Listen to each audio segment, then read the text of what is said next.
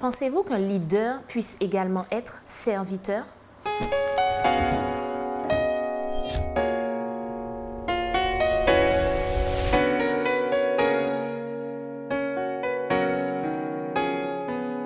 Bienvenue dans votre émission Autrement dit. C'est un plaisir pour moi de vous retrouver. Je suis en compagnie de Patrick et de Samuel. Bienvenue à tous les deux. Alors, nous poursuivons aujourd'hui notre étude de l'Épître de Pierre. Nous sommes aujourd'hui dans le chapitre 5 que vous pouvez également lire chez vous, où on voit que Pierre s'adresse aux dirigeants de l'Église et aux membres. Alors, il y a plusieurs personnes qui sont mentionnées. Nous parlons des diacres, des anciens, des pasteurs, des apôtres. Alors, quels sont les attributs et les missions de chaque personnalité qui est citée? Alors, les dirigeants d'Église ont pour rôle essentiel, nous sommes là dans le cadre de l'Église primitive, de paître le troupeau. Il s'agit de le faire de manière organisée. Alors, il faut bien se rappeler un petit peu le contexte. Hein, quand Jésus donne le mandat évangélique à ses disciples, les invitant à faire des disciples, en fait, ce groupe-là va commencer à essaimer et il y aura une progression phénoménale. Simplement dans le livre des Actes, on nous apprend comment 3000 sont ajoutés à l'Église, etc. Donc l'Église va connaître un développement extraordinaire et ça va demander une organisation particulière pour que ça soit fonctionnel. On se rappelle comment dans le livre des Actes, ce qu'on a appelé plus tard les diacres, les premiers diacres vont être mis en place parce que les anciens, ce qu'on appelle les anciens, seront amenés à confier des tâches particulières à un certain groupe parce qu'ils ne peuvent pas tout gérer. Donc l'Église va s'organiser avec ses différents dirigeants, mais dans l'objectif premier d'accompagner ce troupeau-là, de faire paître le troupeau et de les amener à se développer en Christ. Donc ça, c'est le tableau général. Et les anciens en particulier, hein, dont Pierre va faire mention de manière assez ciblée, sont appelés justement à être de vrais bergers, à être des leaders qui font honneur à ce titre-là et qui accomplissent fidèlement leur devoir. Alors lui-même, Pierre, il me semble qu'il dit qu'il est lui-même ancien. Alors, est-ce qu'il est ancien et apôtre? Est-ce qu'on peut avoir cette double casquette? Oui, ce n'était pas incompatible. L'apôtre, c'est parce que il est envoyé. C'est le terme, c'est la signification du mot apôtre. Il est envoyé par Dieu, par Jésus. Il faisait partie des 12. Donc le fait qu'il soit ancien n'a rien d'incompatible, parce qu'il fallait bien que l'Église s'organisât à cette époque-là. Donc il y avait les évêques, donc les anciens, donc Pierre le dit très clairement, il est un ancien. Mais on a vu que l'Église devait également avoir une organisation du fait du nombre de chrétiens qui s'ajoutaient quotidiennement, de manière quasi quotidienne en tout cas, à l'Église primitive. Pourquoi il faut absolument des postes, une organisation précise? On aurait pu poser la même question à propos de Jésus. Pourquoi est-ce que quand il est venu, il n'a pas fait ses affaires tout seul? Il a choisi 12 personnes, les 12 premiers disciples, les 12 apôtres.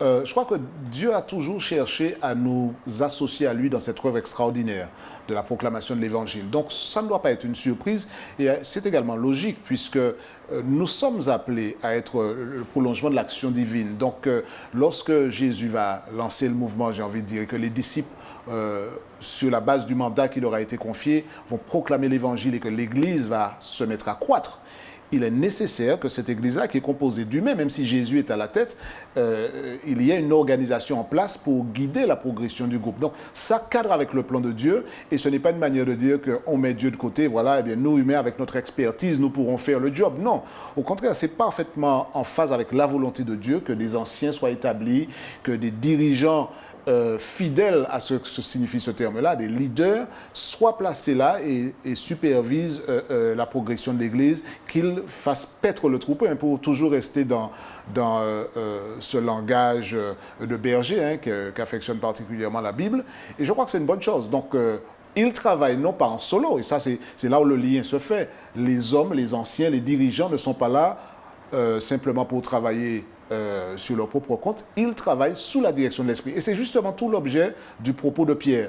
Ces leaders, ces anciens en particulier, dont il fait partie, doivent fonctionner sous la direction de l'Esprit. soit doivent être des leaders qui sont également des leaders serviteurs. On en parlera certainement plus en détail dans un instant. Donc, il n'y a pas d'incompatibilité. Être instrument dans l'Église, associé à Dieu, mais parfaitement en phase avec la volonté du Père. Samuel, tu voulais réagir dessus? Il y a ce que Patrick vient de présenter sur l'association. Dieu nous associe à sa mission, mais il y a aussi l'idée que je veux souligner de l'organisation. Quand on regarde, quand on considère dans l'Ancien Testament, à l'époque de Moïse, il y avait déjà une organisation que Dieu mettait en place. Et ce qui est intéressant, c'est de voir que Dieu, il est organisé. Dans l'Église même, l'image de l'Église, le corps du Christ, on voit bien que l'Église elle-même est organisée. L'Église, quand elle prend naissance, on voit que les diacres apparaissent à un moment donné parce que les anciens ne peuvent pas tout faire. Et on voit la nécessité qu'il y ait une organisation en place pour pouvoir mener à bien la mission. L'apôtre Paul prend l'exemple du corps justement pour montrer qu'il y a des mains, il y a des bras, il y a une tête, il y a un cou. Enfin, il y a différents organes, différentes parties en tout cas du corps qui participent au corps et qui jouent un rôle, chacune de ces parties-là joue un rôle bien précis. Et c'est cela, et le corps, c'est le corps du Christ. Et l'Église, et dans l'Église, on a cette organisation-là qui est nécessaire, en plus du fait que Dieu veut nous associer, mais il ne nous associe pas dans l'anarchie, il nous associe dans une organisation, dans une structure pour laquelle il est le chef. Alors, j'ai bien compris qu'il y a différents niveaux de responsabilité, voire d'autorité, mais qui nomme les anciens, les diacres, qui prend les décisions, qui tranche? Il ne faut pas oublier que Dieu travaille à travers son Église. Et il inspire les dirigeants. Parce qu'il ne faut pas croire que Dieu va parachuter une lettre pour dire voilà ce qu'il faut faire. Il inspire des hommes, des femmes qui vont superviser la progression de l'Église. Et c'est ainsi qu'on va voir apparaître dans l'Église des anciens, des diacres. On a fait un petit peu le parcours, enfin bref, la manière dont ils sont apparus. Et ces personnes vont être donc les dirigeants d'Église. Et il va arriver à un certain moment que pour gérer certaines difficultés, les anciens seront sollicités, ils vont se rassembler pour pouvoir traiter de telle ou telle question. Donc au fur et à mesure que le temps s'écoule, l'Église prend forme, l'organisation s'affine, puisque Dieu est un Dieu d'ordre, on l'a rappelé depuis le début jusqu'à aujourd'hui, et l'organisation va s'affiner. Et il y avait des anciens d'Église à l'époque, et il y en a encore aujourd'hui, toujours dans cette même tradition entre guillemets, parce que des dirigeants d'Église ont leur place et sont dans le prolongement de la volonté divine qu'un groupe non seulement soit prêt à le recevoir, mais prépare également d'autres personnes. Donc, pour répondre à ta question, c'est toujours Dieu qui dirige, c'est toujours lui le chef. Mais nous sommes les mains de Jésus, nous sommes les bras de Jésus, et les actions qui sont prises dans l'Église doivent refléter que les dirigeants en particulier sont en connexion directe avec la tête. Alors, c'est ce que j'allais dire, ça suppose justement que les dirigeants se réfèrent à Dieu. Donc, nous, en tant que membres d'Église, quel gage, quelle certitude nous avons que les décisions qui sont prises sont bien en concordance avec la volonté de Dieu? Je vais te faire une réponse un peu académique. Qu'il faut passer par l'épreuve, le filtre de la parole de Dieu pour vérifier si la décision qui a été prise est en conformité avec la volonté de Dieu. Alors il arrive qu'on n'ait pas forcément les réponses pour tout, puisque la Bible ne donne pas pour chaque décision, pour chaque chose, des réponses très précises. Mais il faut aussi regarder à des choses comme à la vie du dirigeant, au fouillis, comme dit la Bible. Si c'est un dirigeant qui est consacré, et puis très souvent, en tout cas la plupart du temps, les décisions ne sont pas prises par un seul au sein d'une communauté, au sein d'une église. C'est l'église qui prend certaines décisions ensemble. Alors toutes les fois où une église est dirigée, que des décisions sont prises, je crois qu'il faut toujours garder à l'esprit que et les dirigeants et les membres sont soumis à la même norme, la parole de Dieu. Et par conséquent, les décisions qui sont prises doivent refléter que cette norme-là est bien mise en avant.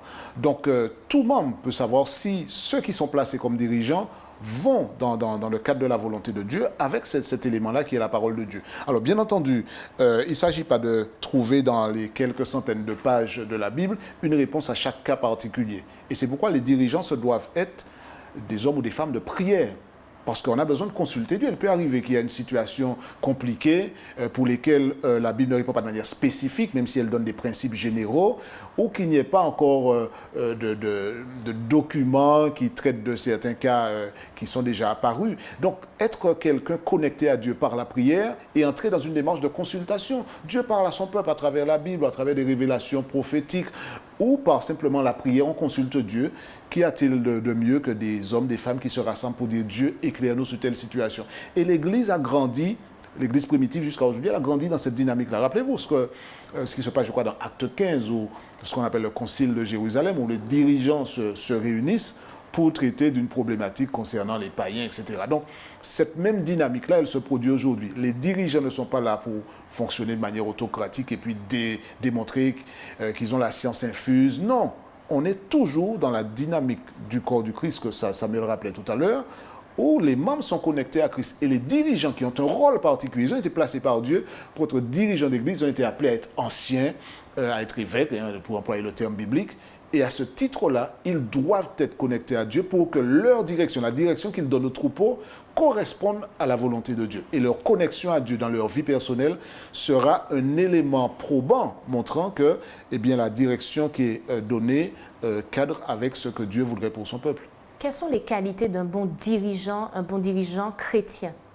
Alors, un bon dirigeant ne fait pas preuve de paresse. Il sert Dieu, il sert l'Église avec dévouement. Je ne fais que paraphraser le texte de Pierre 5. Et puis, il fait preuve également d'humilité. C'est ce que nous dit le texte. Donc, ce sont déjà de grandes qualités que l'on doit reconnaître chez un potentiel dirigeant avant de lui confier cette charge-là, qui est une grande responsabilité au sein de l'Église. Alors pourquoi cette notion d'humilité qui revient souvent dans la Bible, puisque un dirigeant a justement une responsabilité importante, une autorité même, pourquoi mettre en avant au contraire son humilité? Quand on considère Jésus, déjà dans l'Ancien Testament, il y a tout un passage dans le livre d'Ésaïe où il est question du serviteur souffrant. Et Jésus est présenté comme étant un serviteur. Avant d'être un roi, il est présenté comme un serviteur. En tout cas, du point de vue biblique, alors il est roi, certes, mais Jésus dit dans l'épisode des fils de Zébédée, c'est un deuxième élément pour répondre à ta question, dont la mère voulait qu'il soit l'un à sa droite et l'autre à sa gauche dans le royaume des cieux. Jésus dit que celui qui veut être le premier et qui soit en fait le serviteur des autres. Donc les premières places, les places de choix passent d'abord par l'humilité, par une position, une posture de serviteur avant tout. Alors quels sont aussi les avertissements que Pierre donne à ces bergers qui font paître le troupeau? Alors, tu emploies le terme berger. J'aimerais juste focaliser un peu un instant. Le berger, le vrai berger, aime ses brebis. D'accord? Et quand on parle de berger, on pense tout de suite au grand berger. Donc, les bergers que nous sommes en tant que dirigeants doivent se rappeler toujours qu'il y a le grand berger qui est leur source d'inspiration. Et par conséquent, un vrai dirigeant, effectivement, non seulement s'assure d'avoir les qualités que Samuel évoquait, c'est-à-dire l'humilité, d'entrer dans cette dynamique. Et peut-être qu'on n'a pas insisté assez dessus, cette dynamique de leader-serviteur. Le véritable leader, c'est celui qui est dans la dynamique du service. Et c'est tellement vrai. À l'époque, ça l'était, c'est encore vrai aujourd'hui, parce que quand on dit leader, dirigeant, Il y a une connotation à cela. On parle de quelqu'un qui est au-dessus, on parle de quelqu'un qui a sous ses ordres d'autres personnes, quelqu'un qui peut pratiquement tirer les ficelles, déterminer qui devient quoi, etc. Donc c'est très important dans la dynamique chrétienne que le leader se rappelle qu'il n'est pas là pour être servi, mais pour servir, à l'instar de Jésus et d'autres grands leaders qu'il y a eu dans l'époque biblique. Donc c'est très important qu'on note dans cette logique-là. Et pour répondre à ta question, de l'autre côté, il doit s'assurer d'être là pour les bonnes raisons. D'accord? Il doit pouvoir le faire avec consécration, avec dévouement, parce qu'il aime vraiment son Dieu et il a répondu à l'appel avec consécration. Mais il ne doit pas le faire pour un intérêt, ça doit être un service désintéressé. C'est pourquoi je crois Pierre rappelle, disant ne faites pas cela pour un gain sordide. Pour un gain sordide. Donc on n'est pas là pour pouvoir tirer un avantage quelconque. On parle d'argent là, clairement. Quelle que soit la chose, que ce soit la reconnaissance publique, que ce soit un gain matériel, on peut mettre beaucoup de choses derrière cette expression. Mais je crois que l'idée, c'est de dire je le fais pour le service, parce que je suis au service de Dieu. Et je crois que ça fait tellement défaut aujourd'hui, cette notion de leader-serviteur. Et c'est la logique... C'est presque contradictoire. Hein. Mais justement, un leader n'est pas un serviteur. C'est la logique divine. Reprenons Jean 13, l'évangile de Jean, chapitre 13. Que fait Jésus, le maître?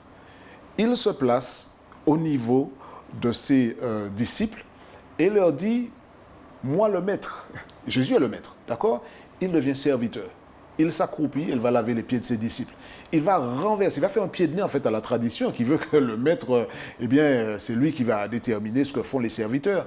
Jésus va leur donner une autre logique. Il va leur dire, là maintenant on devient, mais pas logique, mais théologique. On va entrer dans une dynamique où celui qui veut être grand, il doit pratiquer les valeurs de l'évangile. Considérer que l'autre, c'est son frère, l'aimer et ne pas être dans un complexe de supériorité, une maladie très courante par les temps qui courent. Et je crois que c'est fondamental parce que les dirigeants peuvent tomber dans un panneau tragique qui consiste à croire que parce que nous sommes dirigeants, on peut être ancien d'église, on peut être pasteur. Alors là, on a une autorité, on a atteint un grade, un niveau qui fait qu'on regarde les autres de haut. Tout cela vole en éclats quand on accepte la pensée du Christ, qui est que le vrai leader est un serviteur. Toute personne qui voudrait croire qu'un vrai leader, c'est celui qui a de la compétence, qui a du savoir-faire, quand bien même ces valeurs-là sont respectables, il n'a pas compris. Il est totalement à côté. Et je crois que Dieu recherche des leaders qui soient humbles, qui soient de vrais serviteurs, qui soient là pour les bonnes raisons, qui ne cherchent pas un intérêt, mais qui servent Dieu. Et quand on les voit vivre, quand on les voit fonctionner, quand on les voit diriger, on voit Jésus. Et c'est ce dont nous avons besoin. Alors, on a parlé des dirigeants, mais qu'en est-il des membres? Les membres d'Église, est-ce que là aussi, Pierre donne des conseils pour que chacun fonctionne en bonne intelligence dans la communauté? Toujours dans l'esprit de l'organisation, il parle aux jeunes également. Il dit au verset 5 que vous qui êtes jeunes, soyez soumis aux anciens. Alors, il ne s'agit pas d'une soumission servile, mais il s'agit simplement de respecter l'ancien, de respecter justement la charge qu'il a en tant qu'ancien. Et il ajoute, et tous dans vos rapports mutuels, toujours, là on a l'humilité qui revient. Revêtez-vous d'humilité. Et ce que je pourrais dire par rapport à ça, c'est que l'humilité à cette époque-là n'était pas une vertu très, très prisée. On avait tendance plutôt à se montrer au-dessus des autres, ou en tout cas à montrer qu'on est dans son statut social au-dessus des autres. Et même aujourd'hui, quand on a un statut, un certain statut, on a tendance à montrer que justement on est au-dessus de celui-ci ou de celui-là.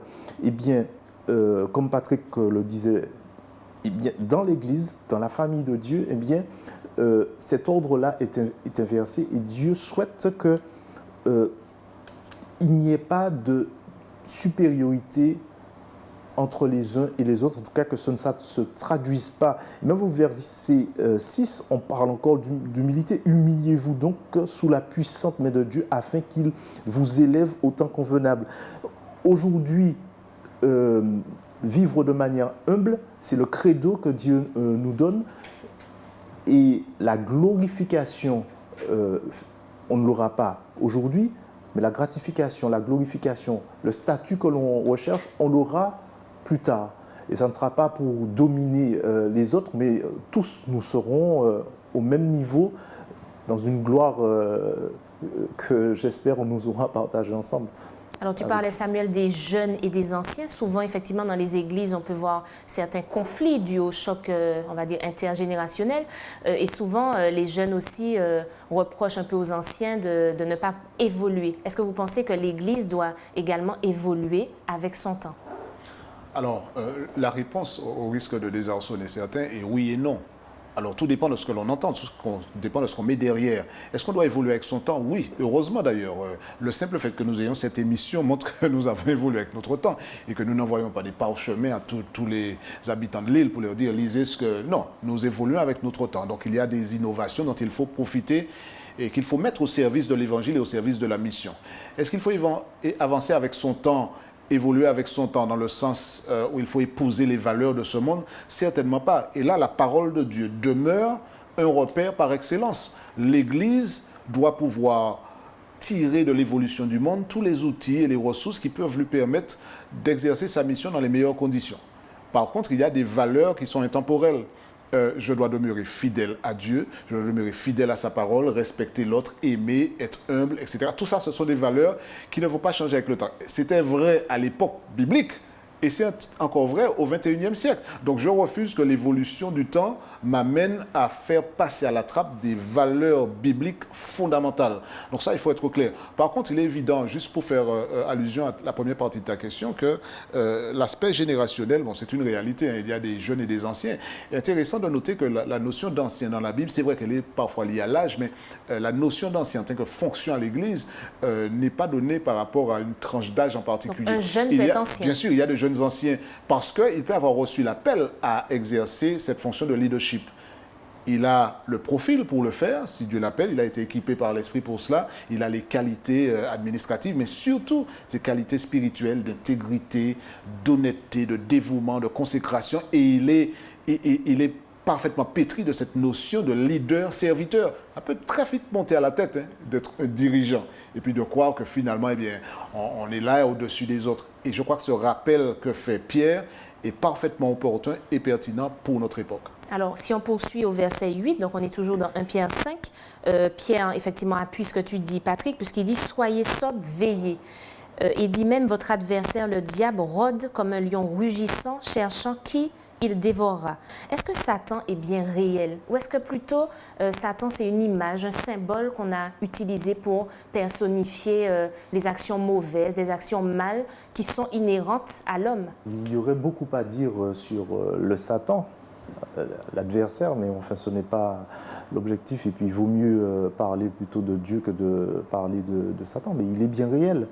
De même que Dieu est bien réel, que Jésus est bien réel, Satan, il existe bien. Il y a un conflit entre Satan et Dieu.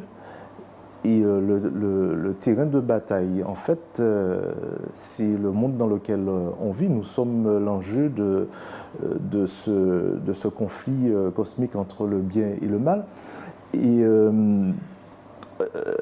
en fait, l'apôtre Pierre, nous incite à être vigilants.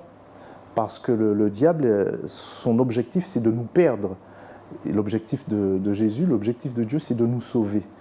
Donc ce n'est pas une fable, ce n'est pas une histoire à raconter, qu'on raconte aux enfants, c'est une réalité. Nous sommes dans un conflit entre le bien et le mal. Alors, quelles mesures on peut prendre concrètement pour ne pas se faire dévorer par ce Satan qui existe bien, qui est comme un lion rugissant? Commencer déjà par ne pas paniquer, parce que quand on entend cette image-là, on se dit oh là, donc ça veut dire… Oui, mais en tout cas, le chrétien, quand il est ancré dans la réalité biblique, il sait que, quand Pierre dit cela, veillez, bien sûr, il nous met en garde, mais on sait que nous avons une protection contre laquelle les assauts du diable, ce lion rugissant, pour reprendre l'image de Pierre, sera d'aucune efficacité. Tant que nous sommes sous la protection de Dieu, le diable attaquera. Mais il ne pourra pas faire disparaître ce que Dieu nous a donné. Ce capital-là, ce fondement-là ne disparaîtra pas. Alors bien sûr, Il ne s'agit pas d'être prétentieux, de croire que parce que nous sommes en Jésus et que nous l'aimons bien, il suffit de savoir que Jésus existe et puis que de l'aimer bien et puis de ne plus être sur ses gardes, on sera dévoré en un instant. On parle bien d'une bataille réelle. Bien entendu, il emploie une image du diable qui dévore, du lion qui dévore, mais c'est une image très parlante parce qu'il n'espère faire qu'une bouchée de chacun d'entre nous. Et notre seule sauvegarde, c'est entre les bras de Jésus. Veillez, priez, restez en connexion avec Jésus. Et il y a peut-être parmi ceux qui nous écoutent, pour terminer sur cette question, qui se disent, mais effectivement, j'essaie, mais j'ai l'impression que le diable est plus fort.